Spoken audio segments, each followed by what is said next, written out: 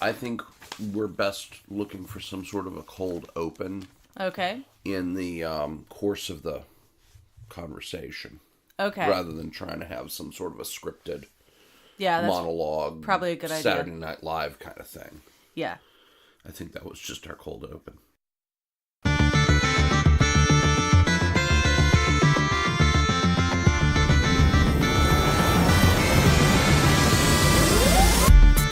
Welcome to the Play Ed Podcast, where we explore cultivating connections through play. Hello and welcome. Good morning, or whatever time it is, wherever you are listening to this. This is the Play Ed Podcast, and I am your host, Laura. And I'm Chris. And we are today diving into an area of looking into how do we incorporate games into our school life, and thought that the best way to do this was to take a concrete example of what we did this year. Did you want to kind of describe what we're doing? Well, sure. I mean, we had some friends over the weekend come to supper, and we hung out, and our kids played with their kids, and relaxed and had a good time. And in the course of it, one of the visiting couple mentioned that they have a child who's struggling a bit with geography, and wanted to know kind of what do we do. And, you know, we've got some programs and we've got some books and all, but a lot of what we do is games. And so we talked about various games that can help with geography, and some things came up like Ticket to Ride, and there are various versions of that can cover some kind of North American geography and some European geography. I don't know that there's an Asian or Australian edition of either of those, but there might be some fan-made maps. I can start looking at that while you're looking. Sounds good. But that sort of led to a more general discussion about kind of what games have we found really, really helpful with geography specifically. And given how much of our schooling is also focused on history, one of the ways we led our children into studying history and enjoying themselves while doing it was through the lens of archaeology. I was exposed to archaeology of the classical Mediterranean world when I was in middle school, and I was introduced to a delightful book by David Macaulay, who some of you may know from his Castle, Cathedral, Pyramid, which were also adapted into PBS series. But he did a wonderful one, somewhat poking fun at archaeology, called Motel of the Mysteries, and that to me is still one of my favorite David Macaulay books. Anyway, all this is sort of LA by way of Omaha, in that one of our family favorites, a game called Thebes, put out by Queen Games, has been a central element for a couple of years now, because it combines that geographical map board. So you start to understand not just names and places, but how do they fit together in terms of relative location. But you as a player are taking the role of an archaeologist in the early 20th century, digging up the treasures of antiquity in places like Egypt and Mesopotamia and Anatolia and Greece. And our kids love playing it. The older ones have gotten to the point where they don't actually need a parent around to sort of sit with them and walk them through the game, even if they've got some of the younger kids with them, because we've played it enough. Mm-hmm. But the Thebes really kind of is a centerpiece of how we do things like history with geography, with some other ancillary stuff like archaeology. And how the kids come to enjoy it, and they want to play the game. So I think today we're going to talk very specifically about Thebes, but as always, we're going to make some reference to some of the other games. So a couple of notes. While you were talking, I did go ahead and look up on Amazon. Yes, Ticket to Ride has so many expansion maps that you probably, if you're concerned about political geography, the basics of coastlines and areas and at least a couple of major cities, you probably could get most of the world if you bought every one of their expansion maps. That would get pricey. It would get pricey, but it's a lot of fun if you like Ticket to Ride. You could do it, and if you've got a train-obsessed child, which we have, you're probably going to find a Ticket to Ride for whatever geographic area you're trying to get to know. And I've also seen it for a couple of fantasy maps. My personal favorite was the Island of Sodor expansion map that someone created. Oh, that would be awesome. Yes, if you... Playing Ticket to Ride on the Island of Sodor. Yes. But the Ticket to Ride pieces don't have the little happy smiley faces that the Thomas the Tank Engine trains I'm do. sure if you knew someone with a 3D printer, you could fix that. Oh, of course, you wouldn't even need like a model sculpt, etc. You just need a 3D printer these days. Yes. All right, one of these days I will enter the 21st century, I promise. Yes. But my quill pens and my clay pipes. I did want to mention one other thing we talked about with our friends about geography while we were doing that, and that was an online game called GeoGuessr. Oh, that's right. And that is a game that uses Google Earth and Google Street View, and it gives you a thing where you put it in and it drops you in a random place somewhere in the world. And they've got variations, like you could say, I only want to do Europe, if you're trying to work on European geography. And what it is that you have to use clues from your area that you're in. Does it appear like it's a place where you have to drive on the left side of the road or the right side of the road? What languages are on the signposts? What is the terrain that you're in? To start getting clues as to what part of the world are you in, and then eventually make a guess, your best guess as to where you actually are in the world. And I thought that from a viewpoint of trying to learn things like terrain, is this mountainous, desert, taiga, tundra, forest, rainforest, are you within the tropics? That was a great game that you could play with a child online that would help to start getting you an idea of modern political geography as well as terrain and landmarks. And it's fun to play and can actually be pretty addictive.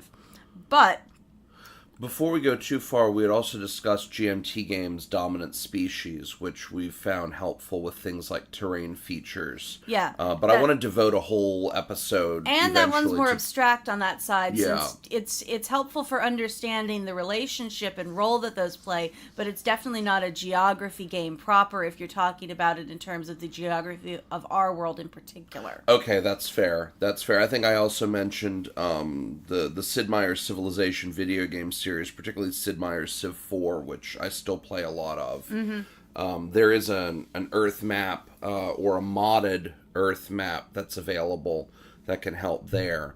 But before we go too far, some of our listeners may not be sure what you mean when you specify political geography as opposed to what other kind of geography. Can you just very briefly elaborate on that before we dive into Thebes? Sure thing. Okay, so the way I teach geography actually is usually not with games. If I'm trying to talk about where in the world are we, I actually use a geography program, and it gives you a map. It gives you a continent. It gives you the boundaries. So is it a detailed full color map? No, it's actually a little bit different. It's an empty map. An empty map. You have got the outline of the continent, and you have the lines that draw the modern political boundaries of that map. Okay. It also has a couple of major geographic features.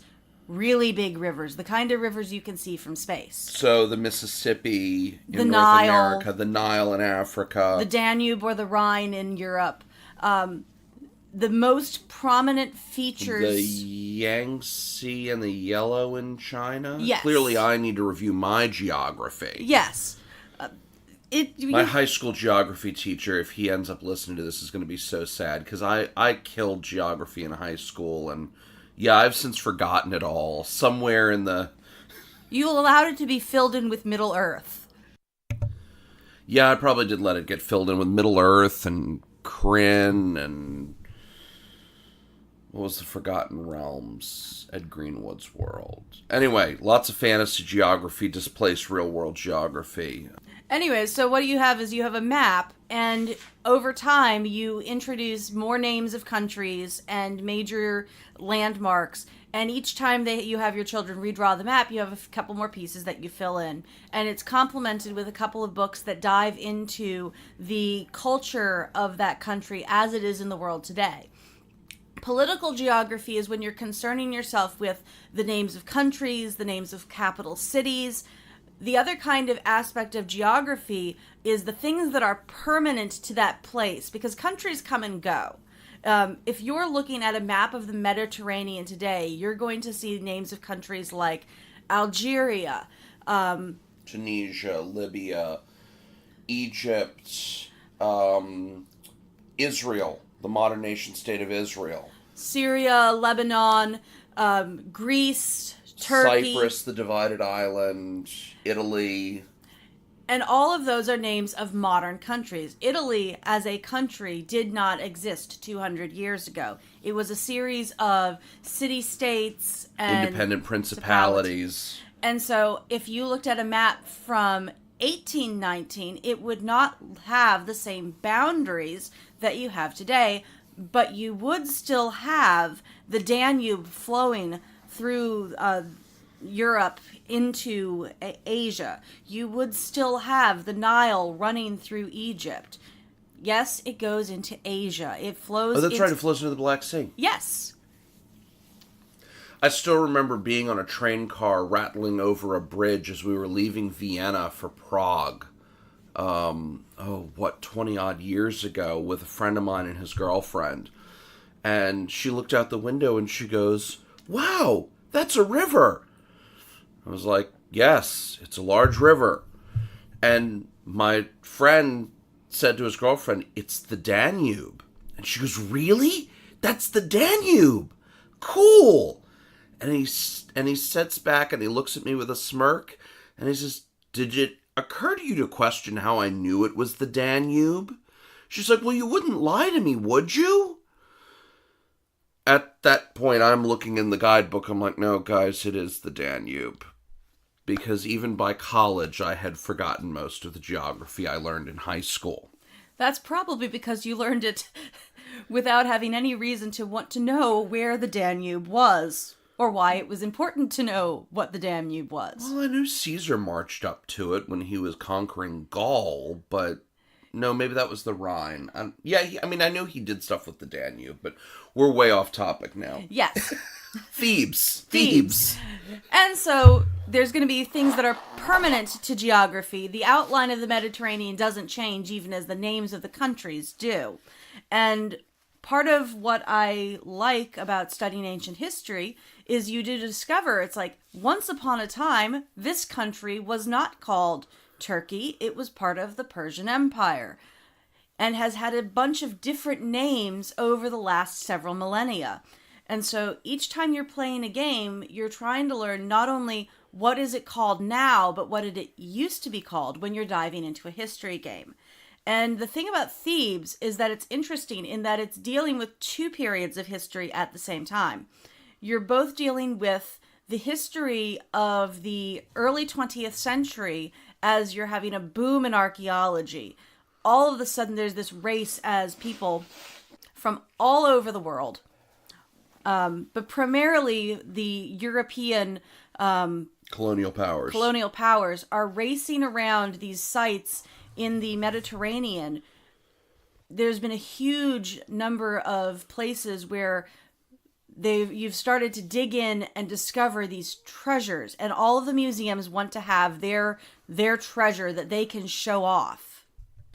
So there are a number of sociopolitical reasons and historical reasons for why this boom in archaeology occurs in the 19th century. Setting a lot of that aside, fascinating as it is, the game itself is originally a German game, sometimes called a Euro game. Lots of lovely, beautifully illustrated pieces, high-quality game components. and it plays really, really well with 4 players. So there is a time limit to the game. But you take the role of one of 4 archaeologists, and they're color coded. There's a yellow, a blue, a green, and a red playing piece.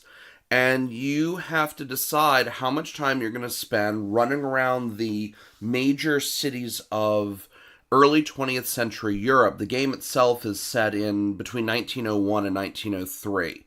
So, right on the cusp of the outbreak of the Great War a century ago. A little more than a century ago as we record this now, since it's 2019.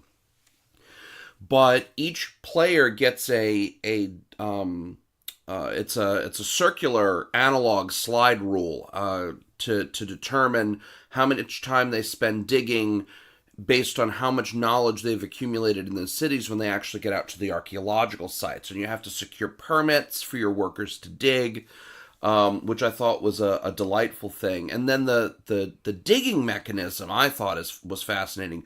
Each region has a blind bag. And in the blind bag are the treasures you're trying to extract, as well as lots of chits that have just sand or dirt printed on them.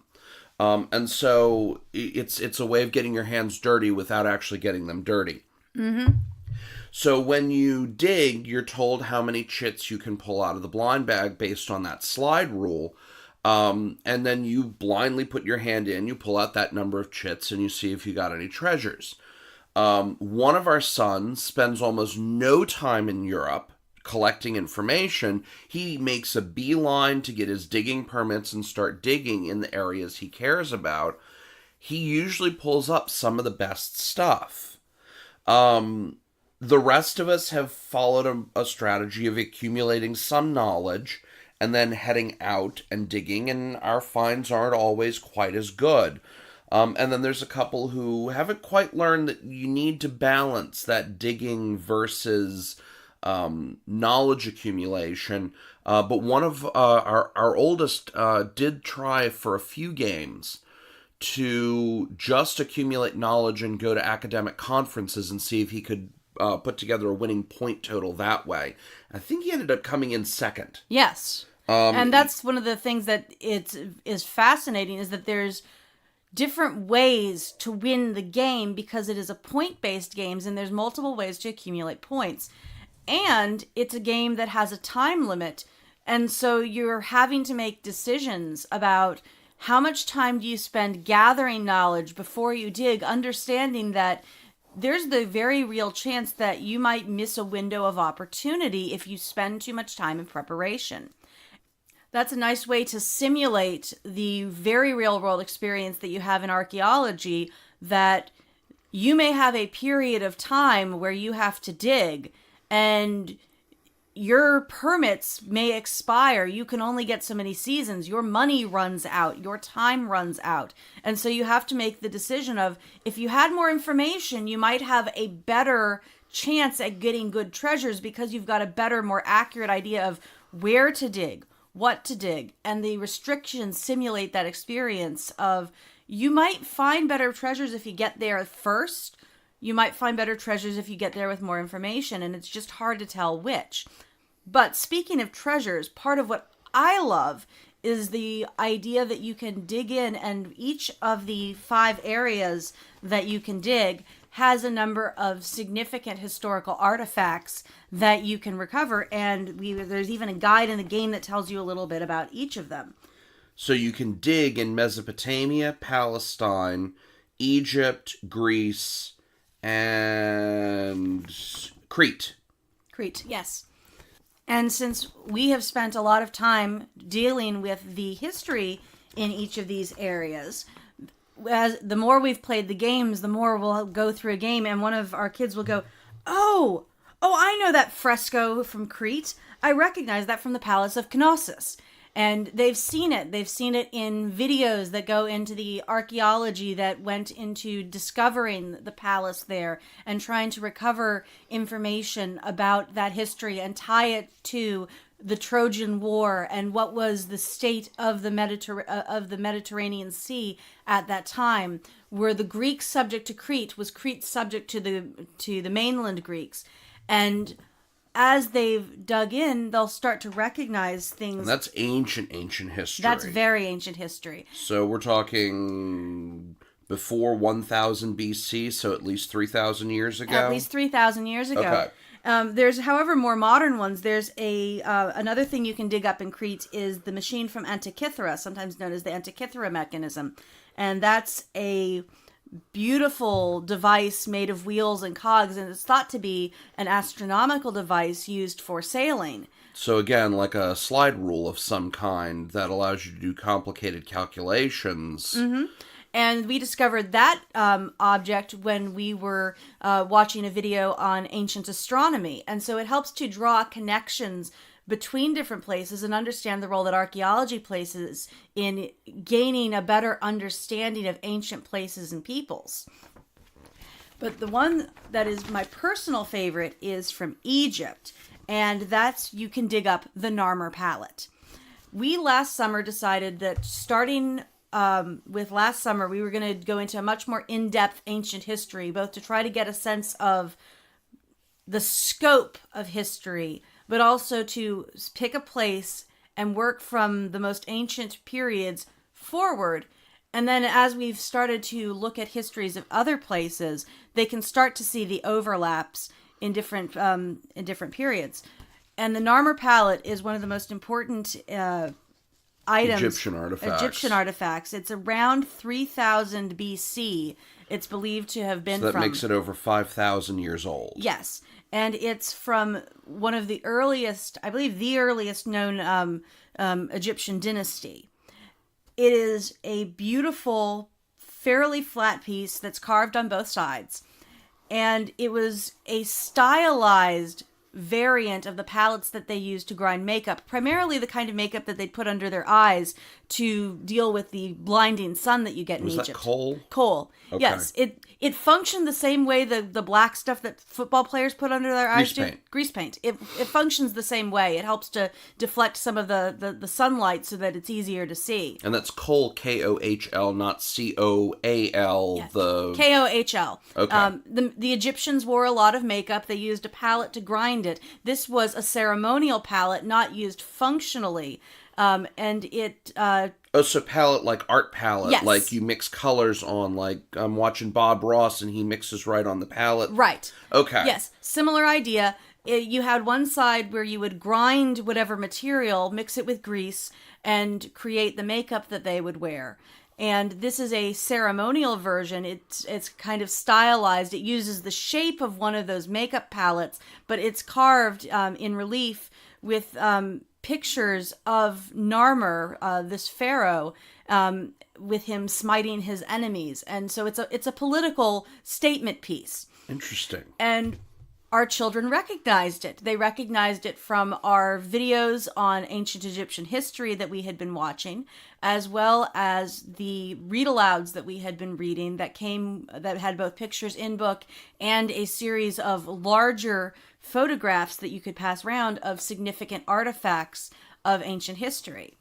And so what I love is that it helps to tie things together, that when we're doing ancient history, we're not just playing games, we're not just reading books, we're not just watching videos, we're doing a series of different things to help reinforce ideas. And so this item is going to come up because it is a significant piece. It's significant because it taught us about a period of history. It gave us names. It gave us a relative period of time. It taught us something about Egyptian culture. And so this game is a place to both reinforce what we've read elsewhere or provide a lead-in where it's like, if you look at some of the items found in Palestine, there's one of them is called an ossuarium.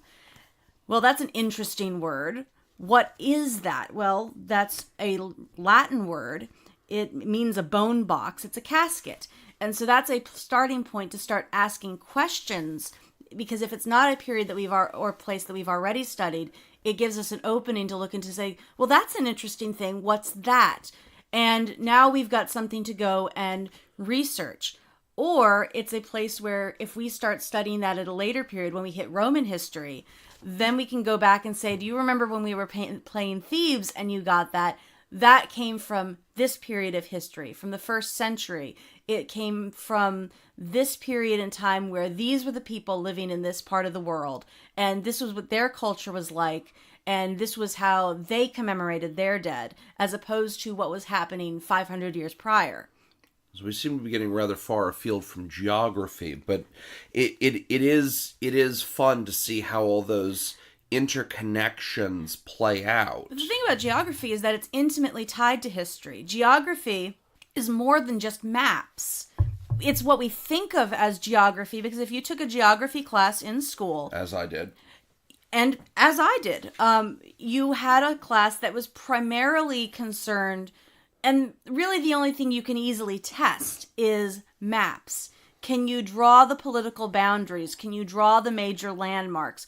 Okay, I know that the Alpine Mountains in Europe are in this place, and I can identify the Danube, and I can identify the Rhine. Didn't your teacher focus on the Middle East, even though it wasn't part of the main curriculum? Yes, because the Gulf War, the first Gulf War, broke out when you were Yes, when I took my geography class was actually in middle school, and we were doing most of the world. I know I remember doing South America. I know I remember doing Europe. We probably tried to get most of the world into that 1 year of geography, which really is not bad. It's not a bad way to do that, to try to cram it all into 1 year, because you probably get more intensity, and you get a reinforcement of other areas of the world that are more important to the history you're studying as you do this, as you encounter them in history class. But I think my school district's idea was get it in middle school, so that as you start encountering the upper level history classes, as you head into late middle school and into high school, you'd have a frame of reference and have gone through the world at least once. But we, in fact, studied the modern political boundaries of the Middle East because we were at war in Kuwait that year. And that was a case of, we were seeing these maps on the television every night anyway.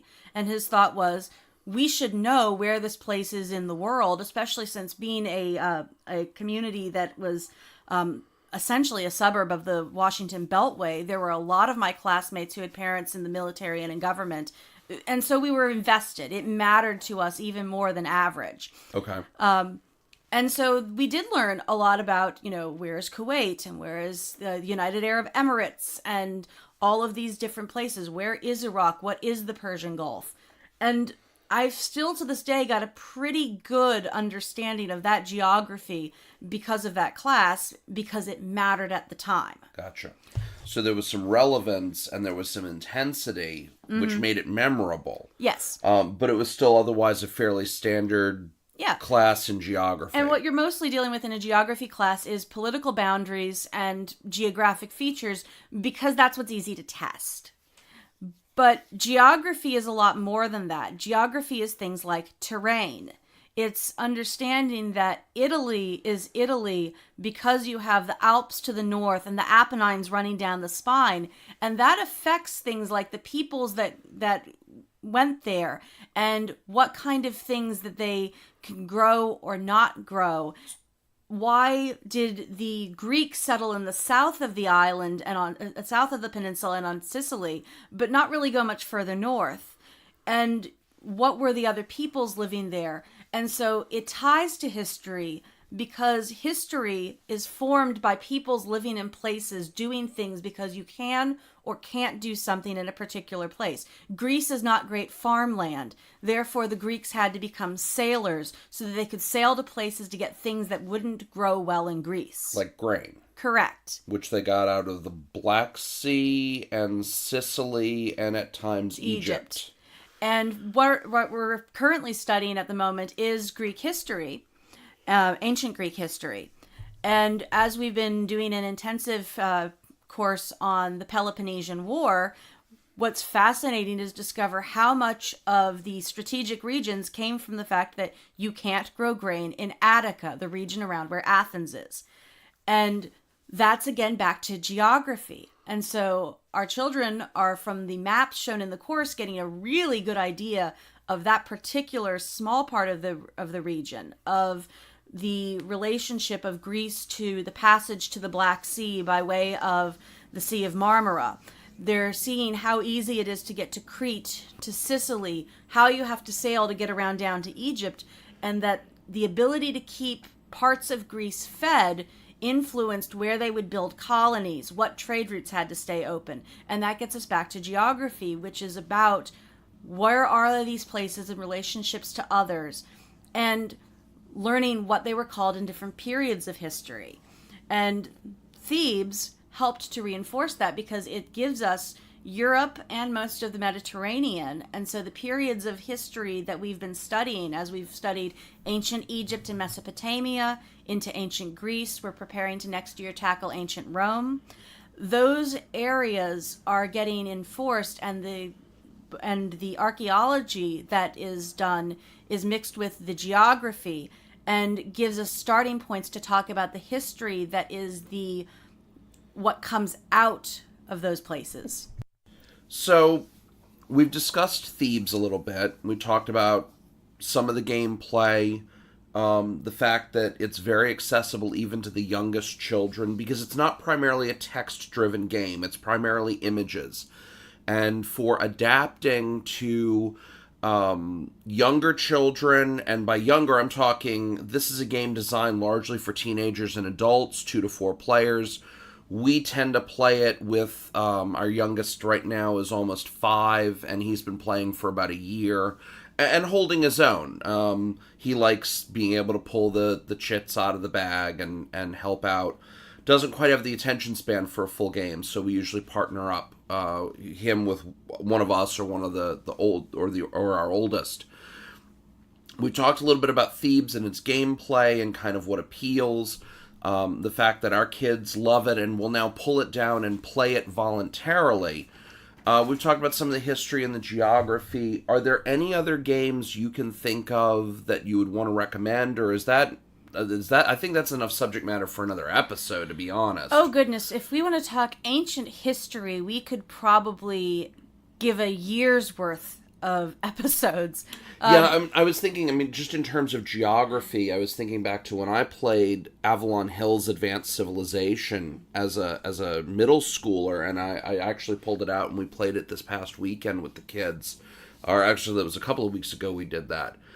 There's a centerfold map in the rule book, and Avalon Hill games had very, very, very exhaustive rule books in very tiny print.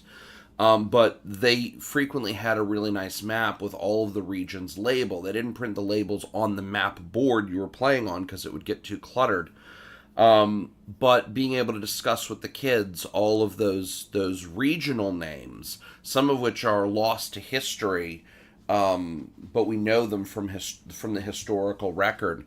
I can think of probably a dozen games, at least maybe 24 that we owned that just deal with geography. Mm-hmm. We were playing Fire and Axe a few weeks ago, and in that the players take the role of Norsemen going out a Viking, getting in their long ships and going and either raiding or trading or settling colonies throughout the islands and the lands surrounding Scandinavia. Mm-hmm. And there are some interesting features with that. But again, giving some reinforcement of geography. I know GMT's Fire in the Lake, which covers the insurgency in Vietnam, the Vietnam conflict, the whole map board is, or this is a significant part of the map board, is that map of Vietnam mm-hmm. as it was in the 1960s. Yes, and I think that's the thing. If you're looking for a game to reinforce geography, you almost have to start with, well, what kind of geography? Are you and what period? What period? Are you talking about, can you recognize all of the modern all of the modern nation states that currently exist in the world, there's probably one way to do that. Are you talking general features? That's a different thing entirely. Okay, are you just trying to remember the 50 United States? Honestly, I'd hand you a puzzle. I think I probably know most of the United States because of playing map puzzles. And a puzzle is a game. It's about figuring out where does something belong in a mix of things. And so you almost have to start with what is your goal before you go with what is the best way to achieve it. You always have to begin with the end in mind. Exactly. So for us, where our goal is, we're wanting to teach ancient history. Our first starting point is, well, let's start at a place that both is familiar, because the boundaries of Europe a century ago are roughly still where they are now, especially in terms of major cities. And it gives us the places of, here's where this was happening. Here's a world that's much closer to now. And this is our entry point into a world long ago when the names of the places were different. And here's the things that we discovered that led us to learn about that. And it also helps us to recognize that the names of countries change, but the place, its features stay the same. And that's conceptually a concept as far as geography goes. That was one that we wanted to reinforce.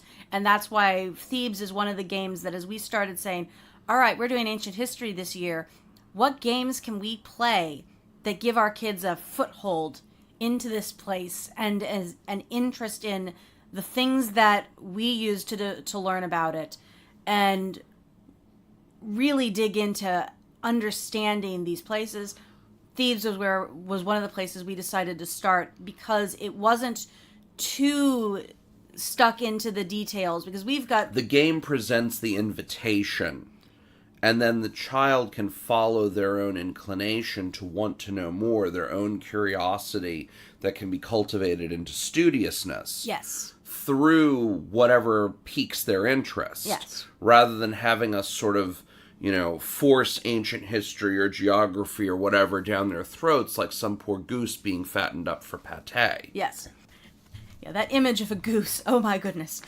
So we hope you've enjoyed today's discussion. All of the games that we have mentioned today, I will make sure can be found in the show notes. But here's the part of the show where we invite you to please talk to us. Is there more that you'd like to hear? Are there games that you've found helped you with learning a place in the world and its geography? Is there more that you'd like to learn about ancient history and want to find out more games that can help with that as well? So you can write to us at playedpod@gmail.com. You can find us on Instagram and Twitter at playedpod. We have a Facebook page now at playedpodcast. Please tell us your thoughts, and until next time, thanks for listening. Have a good one. Bye.